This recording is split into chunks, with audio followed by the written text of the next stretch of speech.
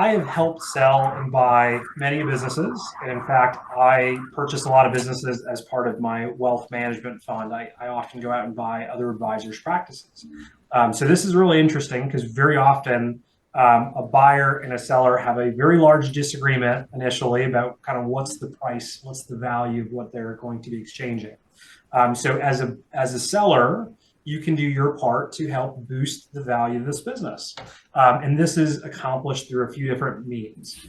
So first, as an entrepreneur, as a business owner, you have to understand, how is your industry valuing businesses? Is it a EBITDA multiple? Is it recurring revenue? Are there differences between recurring and non-recurring revenue? You just have to get a feel for how businesses trade in your industry. And from there, we get probably a pretty large range of possibilities.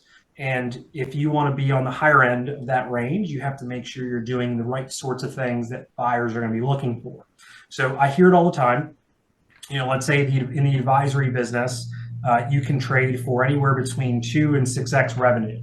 And almost without fail, every seller says, hey, well, I know it's 2 to 6. I should probably get 6 because my business is awesome. And what they fail to realize is they haven't done a lot of the prerequisite steps to get to that level of valuation. So I almost work in reverse. If I know how my industry is valuing businesses and what sorts of metrics are being utilized to value at the higher end of the range, I can work backwards, especially if I have an idea of potentially selling my business in 3 to 5 years. So organic growth, inorganic growth, how are those valued? Am I being valued based off a higher margin?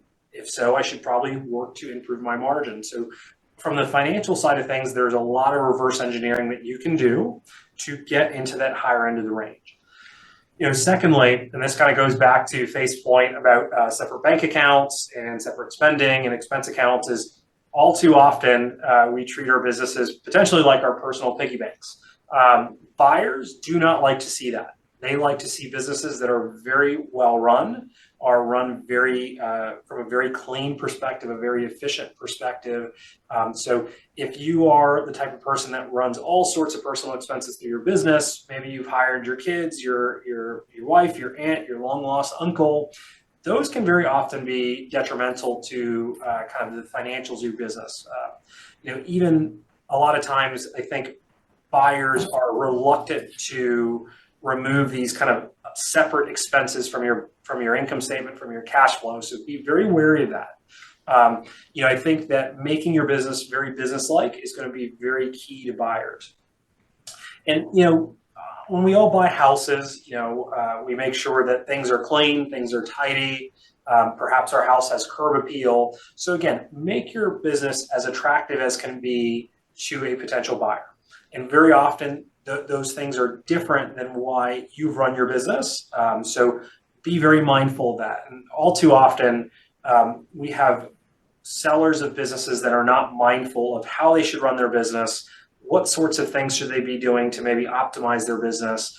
So really be mindful of that. Maybe set some time away on your calendar on a quarterly basis to really take note of these things, because all buyers are going to look back 2 to 3 years on historical financials. So if you're already interested in selling your business this year and you haven't done any of this, you're going to be rowing up the river without a paddle. Things are going to be much more difficult to put yourself in a position to be successful. So that's some of the ways that we can boost the value of our business. And if you feel like, hey, I don't know much about my industry, go to a conference. At those conferences, you'll maybe meet other folks that have sold businesses, bought businesses. You can solicit feedback from them. There might be an investment banker that you can talk to that has at least a rule of thumb way to value these businesses. So you have to be very proactive and very mindful to put yourself in a position to be successful.